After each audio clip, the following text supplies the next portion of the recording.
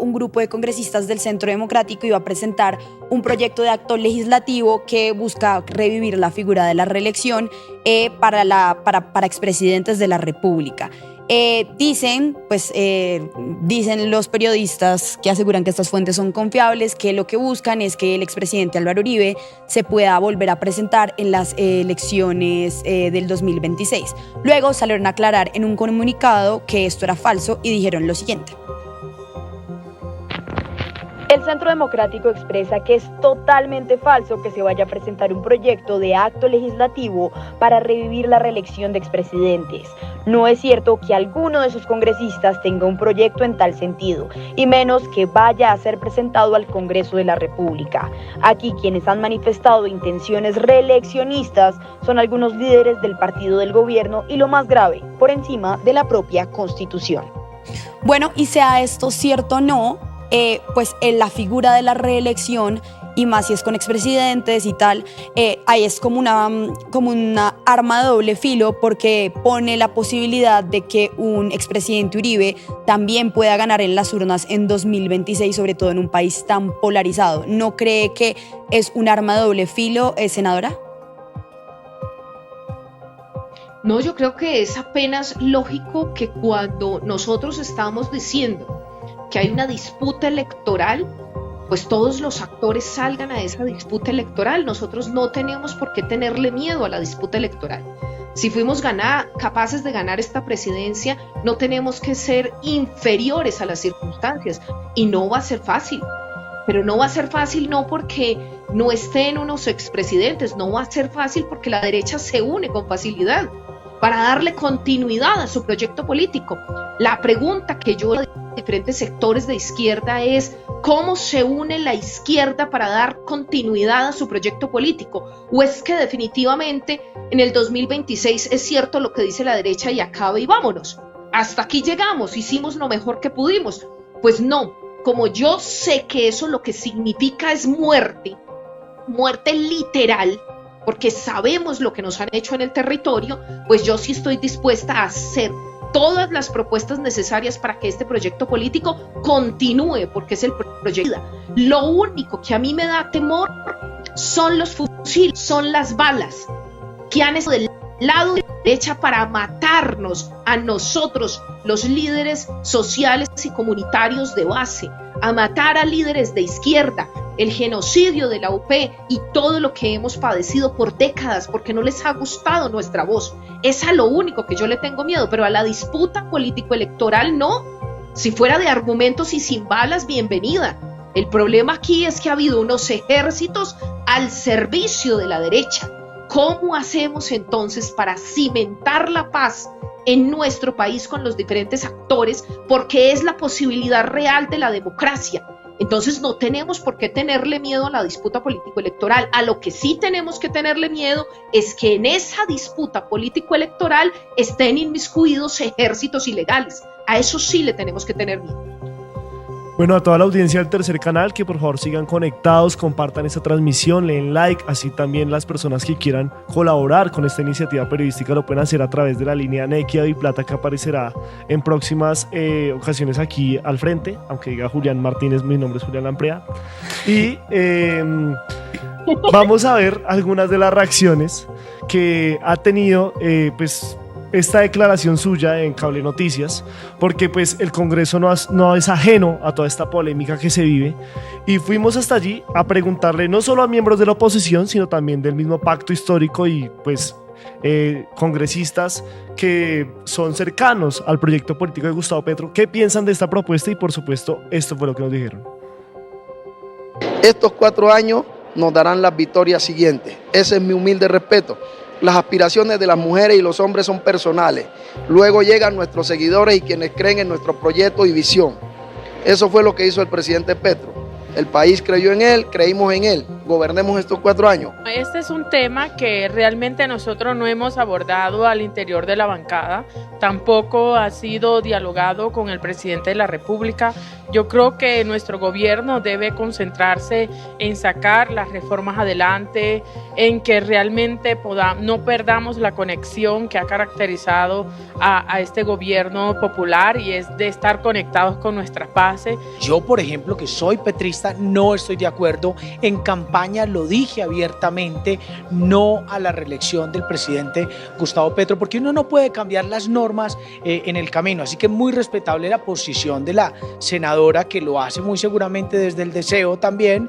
Yo pienso que es un tema que podemos querer muchos, pero esto no significa que haya un consenso, y la Asamblea será una oportunidad para construir un consenso alrededor de esto. Inquietantes y muy inoportunas en un momento en el que hay tanta convulsión, hay tanta preocupación por toda esta olla podrida de corrupción, y hay mucha zozobra que ha generado las mismas declaraciones del presidente sobre el tema de la constituyente.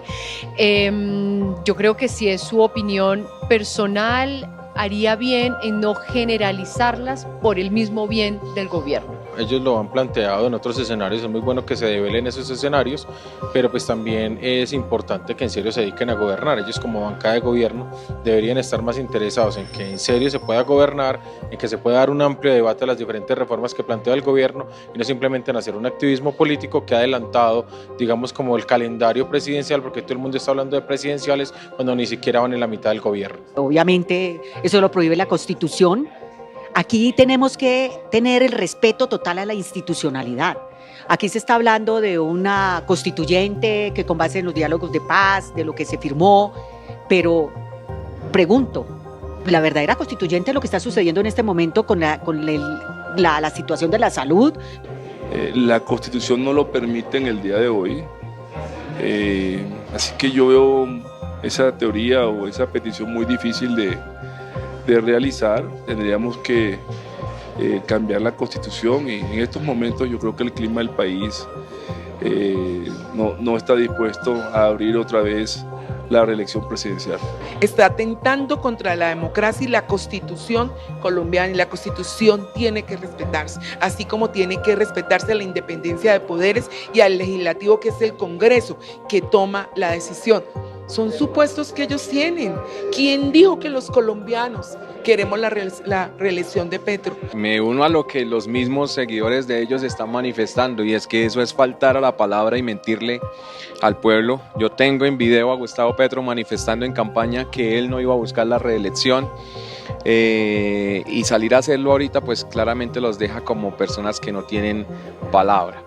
Tengo que decir que en muchos eventos, pequeños o grandes, multitudinarios, he visto muchas expresiones de la ciudadanía planteando su gusto por el gobierno del presidente Petro, incluso han manifestado reelección.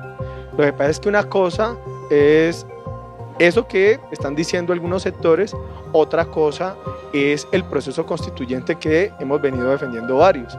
Y es que el proceso constituyente es la profundización de la democracia. Me pareció muy curioso que cuando el presidente era Uribe atacaban la reelección y defendían la Constitución, y ahora que el presidente es Petro ya sí quieren reelección y dicen que esta Constitución les estorba. Eso demuestra que es un proyecto esencialmente caudillista, que no tienen otros líderes aparte de Petro que puedan asumir esta responsabilidad, y que toda la cortina de humo alrededor de la Constituyente es simplemente para garantizar la posibilidad de perpetuar a Petro. En el pacto hay diversas corrientes, hay diversas opiniones. En particular, la que yo represento considera que ese no es el tema esencial.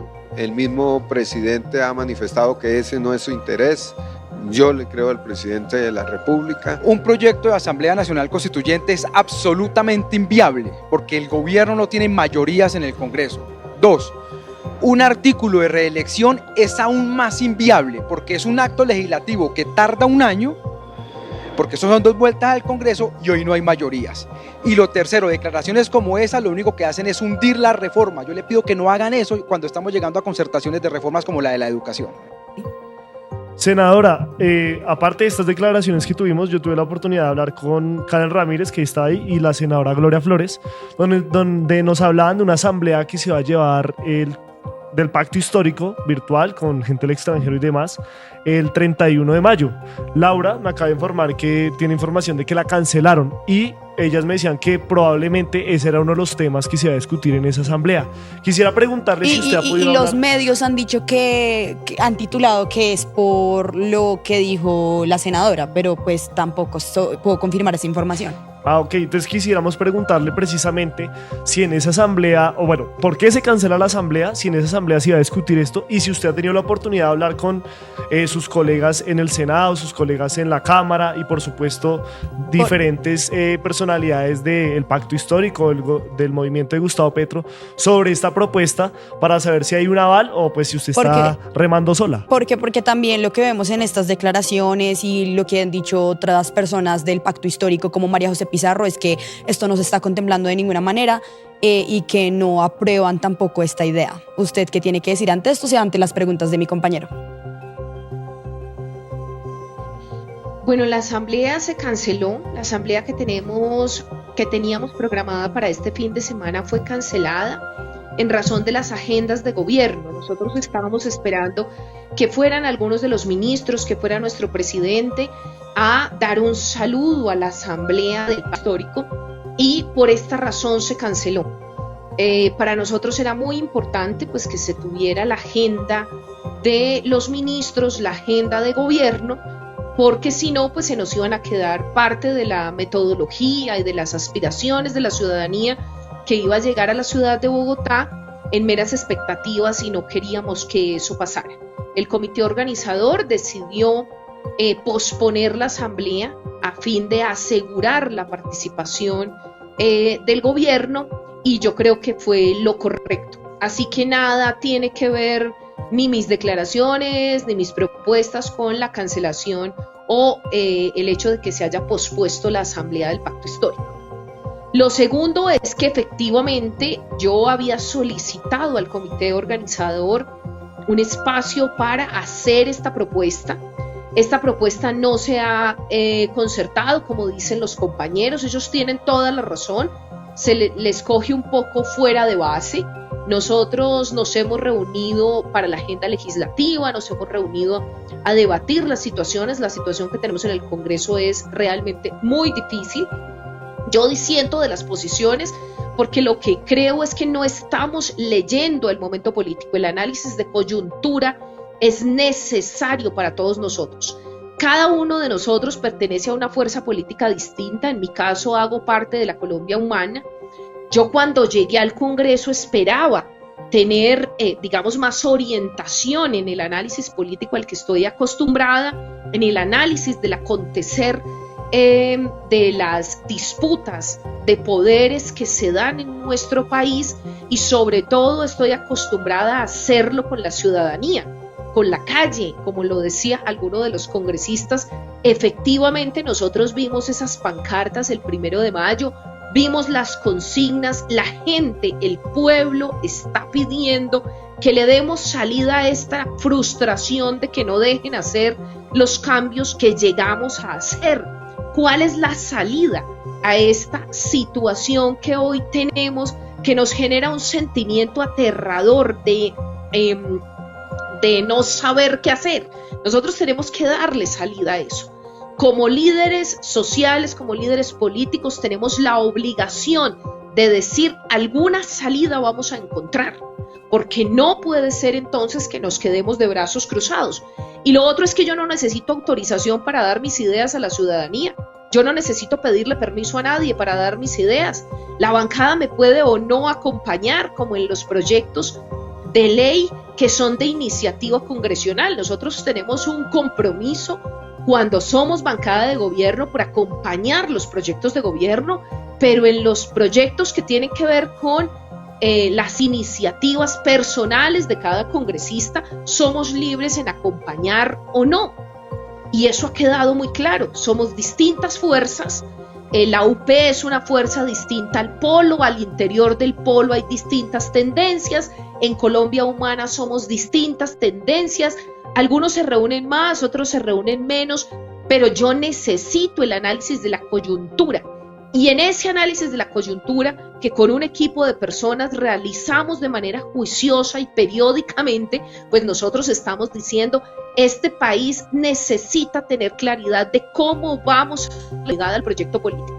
A mí me gusta mucho el ejercicio que ustedes hicieron y quiero agradecérselos de consultar a los congresistas porque yo no lo he hecho. Yo me acabo de enterar de las opiniones del representante David Racero que dice que por qué no hablemos de un periodo más largo. Yo también hice esa propuesta en Cable Noticias y dije, ¿por qué no un periodo de 6 años que se extienda el periodo como lo tiene México, que tiene un periodo presidencial de 6 años?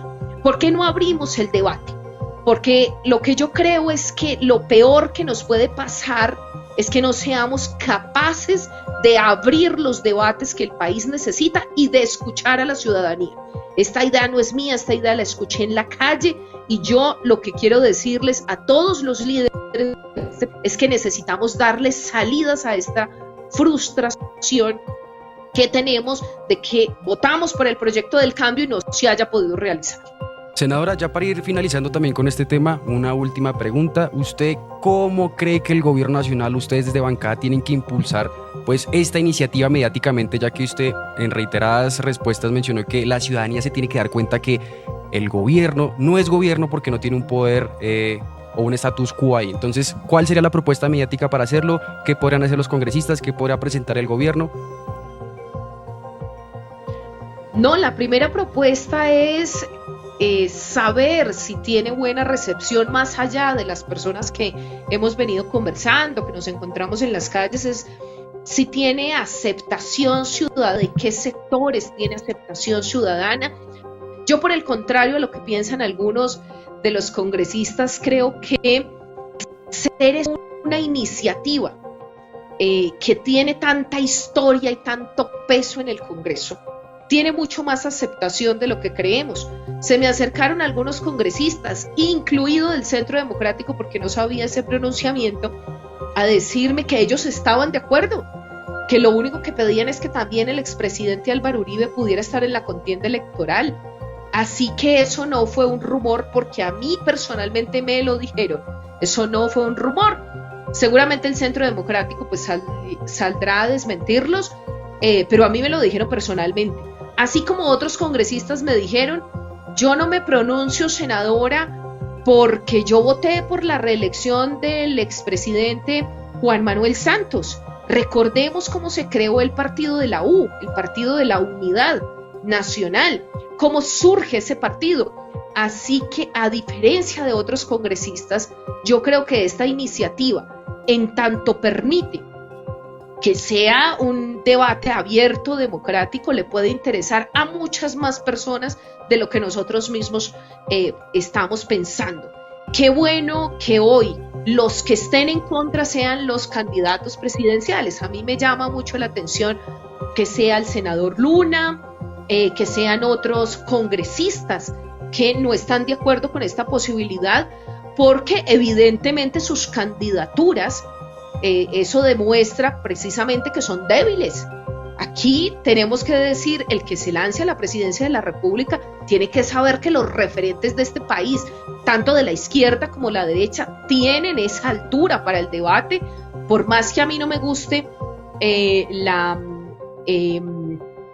exalcaldesa de Bogotá, Claudia López, pues tengo que decir que es una mujer muy inteligente, que tiene una altura intelectual, es una mujer de derecha, evidentemente que quiso hacerse pasar de centro. Nos demostró claramente que el hecho de denunciar el paramilitarismo no nos hace de izquierda y que sus políticas neoliberales las llevó a la ciudad de Bogotá, y eso quedó en evidencia. Ella es una candidata fuerte para las próximas elecciones, y a eso también hay que hacerle un análisis. ¿Cuáles son los candidatos fuertes? Porque que salgan a criticar la propuesta quienes son candidatos débiles, pues lo que yo tengo que decir es en dónde está cimentada su candidatura. Esto se construye con rigor, con tiempo, con debate. Construir los liderazgos en este país, tanto de derecha como de izquierda, vuelvo e insisto, es un asunto que requiere tiempo, y nosotros lo que estamos diciendo es necesitamos ese tiempo. Por eso mi propuesta de que se extienda el tiempo para el presidente Gustavo Petro, mientras el resto nos seguimos formando para seguir en el debate político de este país. Ayúdanos a seguir con nuestra labor periodística a través de nuestro NECI DaviPlata 310-779-3518.